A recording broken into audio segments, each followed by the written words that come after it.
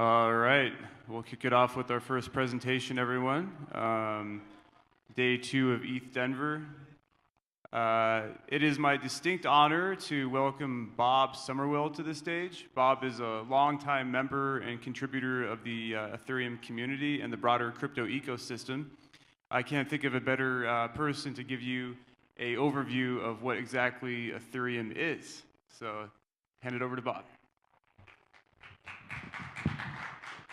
Thank you. So we're just going to have a nice, easy start today. I'm just going to ramble a little bit. Nothing too taxing.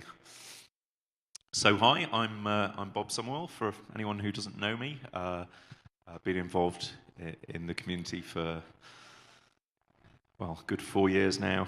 I was at the Ethereum Foundation. I worked at Consensus. Enterprise Ethereum Alliance, and now I'm Executive Director at the ETC Cooperative. So welcome to Denver. I hope everyone's enjoying themselves here. It's a lovely place, and I was thinking it's kind of an appropriate venue as a sort of a frontier town for where we are in blockchain, which is very much at the start of a new wave of technology. So we are in the very early days. Everything's very emergent. Everything's very rough. Do not panic. Here's a buffalo and a lovely buffalo coat. So this was at the Colorado History Center I went to yesterday. So, what is Ethereum? Many different analogies people have drawn. You know, a world computer, a singleton platform that we can build things on, Web 3.0, lots of themes of sort of personal freedom and privacy, the community and the people are obviously very important. But what I would say the most is think of it as an operating system for human organization. You know, lots of people have come here dreaming of a better future, and I think to me one of the most important elements is an end to zero-sum thinking. That really, throughout the history of humanity, we've been in a very sort of resource-constrained, dog-eat-dog kind of place, and many hierarchies have come from that, and I think we're really past that, and Ethereum and other blockchain technologies are really an opportunity for us to look at different models. Which are not zero-sum. Most systems have engineering trade-offs which they need to make. I mean, that's another thing to remember with blockchain technology. There are no silver bullets. Blockchain and Ethereum are not silver bullets either. They are just tools in our toolbox. And trade-offs may lie in different places depending on what you're trying to build. One of the books that I've enjoyed the most in the last year is Sapiens. Has anyone else read Sapiens? Woo! So I'm not really going to talk about technology today. Because many other people are going to talk about technology, so I'm going to talk more about ideas and really about humans. So here's some of my favorite quotes from this book. There are no gods, no nations, no money, and no human rights, except in our collective imagination. Because really, I think what we have with Ethereum is the opportunity to dream and to build new models. First, you never admit that the order is imagined. You always insist that the order sustaining society is an objective reality created by the great gods or by the laws of nature. People are unequal, not because Hammurabi, who was one of the great kings of the past, not because he said so, but because those gods decreed it. People are equal, not because Thomas Jefferson said so, but because God created them that way. Free markets are the best economic system, not because Adam Smith said so, but because these are the immutable laws of nature. So that's a common pattern that you'll see throughout human history is these collective beliefs, collective delusions, shared beliefs, which are presented as universal and self-evident, where they are no such thing. And he also talks really about this social scaling mechanism. So how did Homo sapiens manage to cross this critical threshold, eventually founding cities comprising tens and thousands of inhabitants and empires ruling hundreds of millions?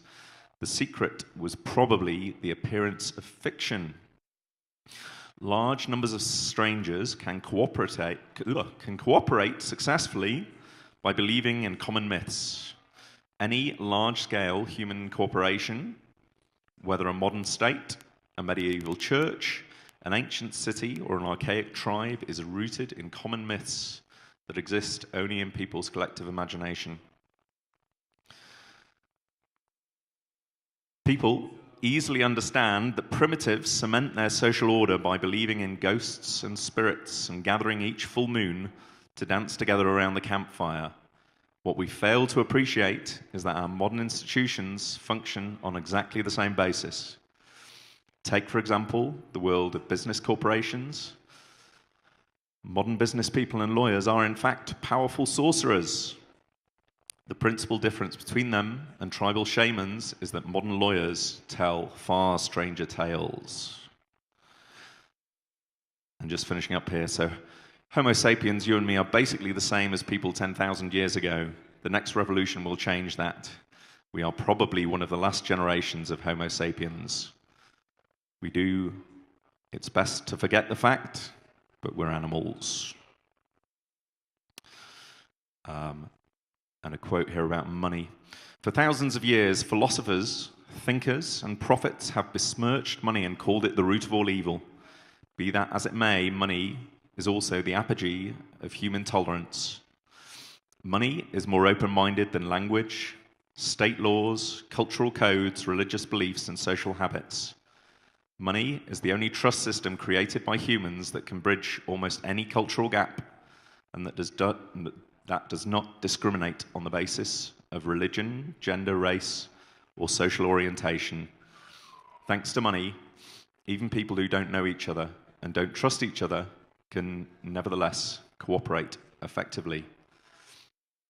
And I think this is really where blockchain and Ethereum give us the opportunity to make some real change to the world. Because money or value transfers are one of the very few things which are nearly entirely universal. So values. So from the Ethereum white paper, some very simple sort of values or goals: simplicity, universality, modularity, agility, non-discrimination, and non-censorship, all fairly uncontroversial there. This was in EdCon, so Aya, the executive director of the foundation, talked about her values. So she said, "I care about world imbalance and injustice, hunger, obesity, energy shortage, waste, lack of educational rights, gender inequality, poverty, human trafficking, domestic violence, unfair trade." And we all have our own things which are important to us. But this is where it all started for Ethereum, was 3 guys on computers hacking away. And here we are at a build-a-thon, carrying on from what started in a very small way with some dreams. And then it got bigger and bigger and bigger and bigger and bigger and bigger. But it's not 2014 anymore, and we're at a new phase where I think, we really don't need to reinvent the wheel for everything, and we're in real need of cross-pollination of experts from other fields, from business, looking at organizational structures, governance, and other scientific fields, because we cannot solve all of humanity's problems ourselves, though we do have a great fabric for such efforts. But humans weren't meant to live in the market order of contracts, money, and impersonal rules, never mind huge societies. We were designed by evolution to live in small tribes, and we still hold on to that programming, and it rubs up against modernity constantly.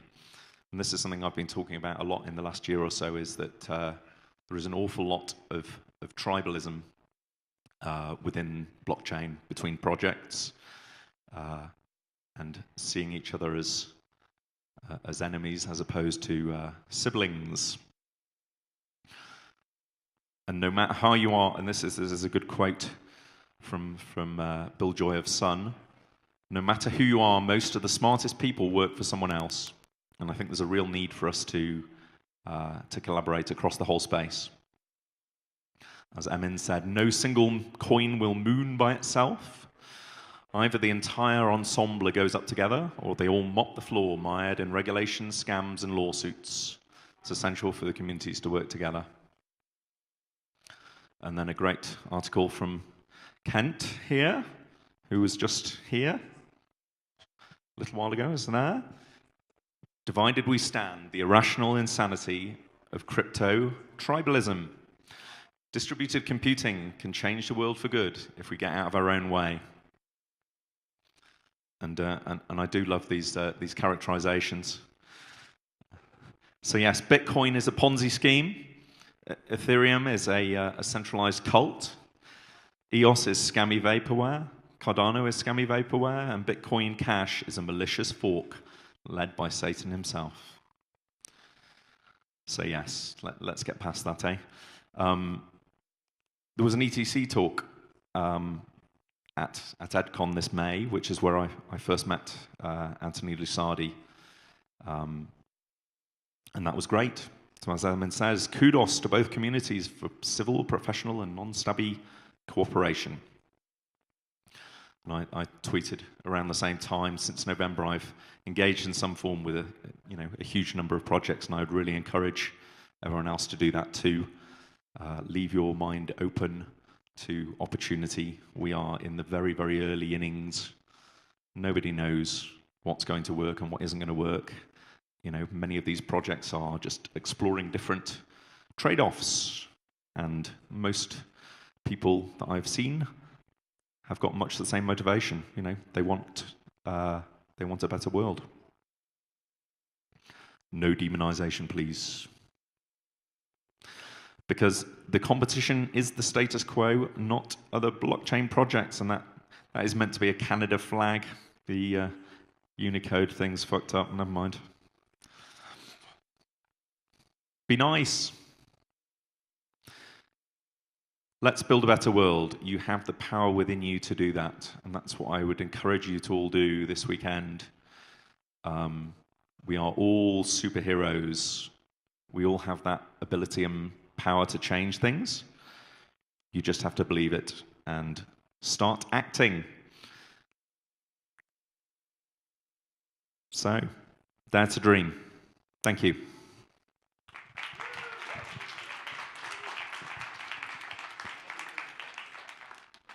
So I don't know how we're doing for time. If anyone's got any questions or anything. or just would like a chat, have a chat.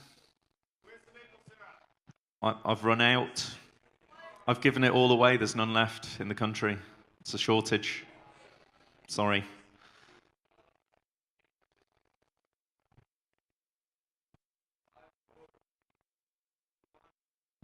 Gone. Boom. Oh.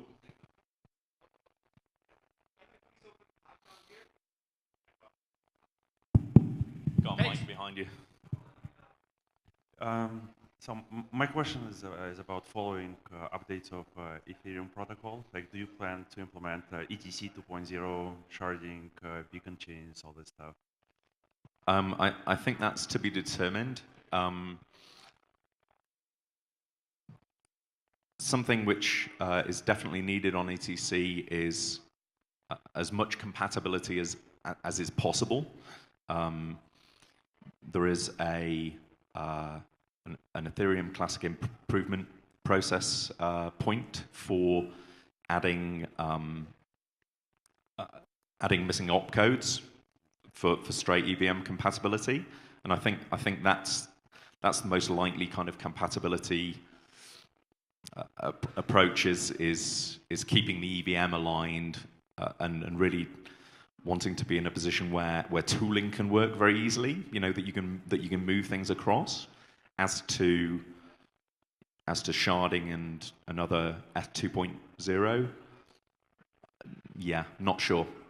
I mean, the way I'd characterize Classic in general is more conservative in terms of changes, more security conscious, more careful. So I'd say, you know, lots of F2.0 stuff is brand new, unproven, researchy, and probably quite scary to lots of people in Classic. So one more question. Do you have any bounties for hackers on the hackathon if they deploy on ETC? At this event? Yep. No, I'm afraid not. I'm sorry. Third question. You can have a hug, though, if anyone does.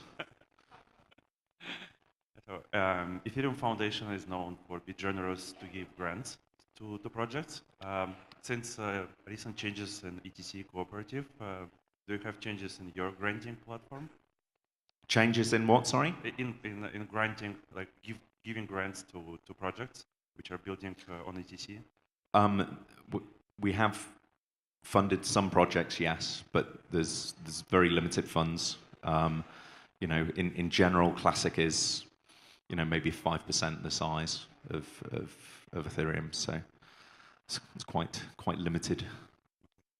Thank you.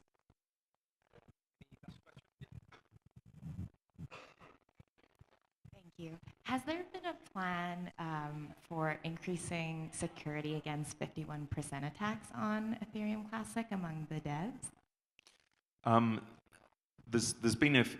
There's a few different things that can be done. I mean, the something which some people maybe don't appreciate with 51% attacks is that usually the victims of those are exchanges more than they are individual users. You know, if you have a situation where you know, some pool or whatever has got majority of hashing power, I mean, that doesn't mean they can do anything.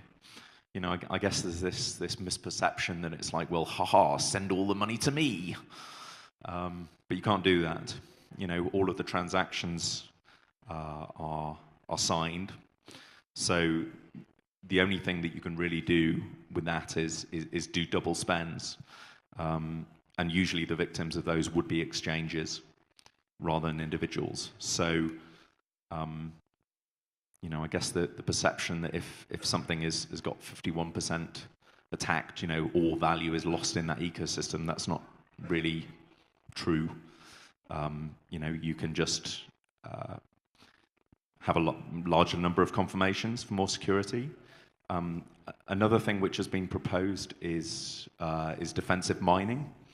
Is that really, given that the exchanges are more likely to be the victims of those in a situation where attacks are being detected, it's probably in their interests to themselves mine. I mean, there's opportunities as well for checkpointing. Some people, would advocate that. That can be centralization in itself. But yeah, I mean, all proof of work chains are already subject to 51% attacks. It's just a matter of scale. But yeah, I wouldn't say it's a huge crisis per se. One more question. Hey Bob, good to see you. What's your favorite wallet? My favorite wallet? Well, I like my crypto.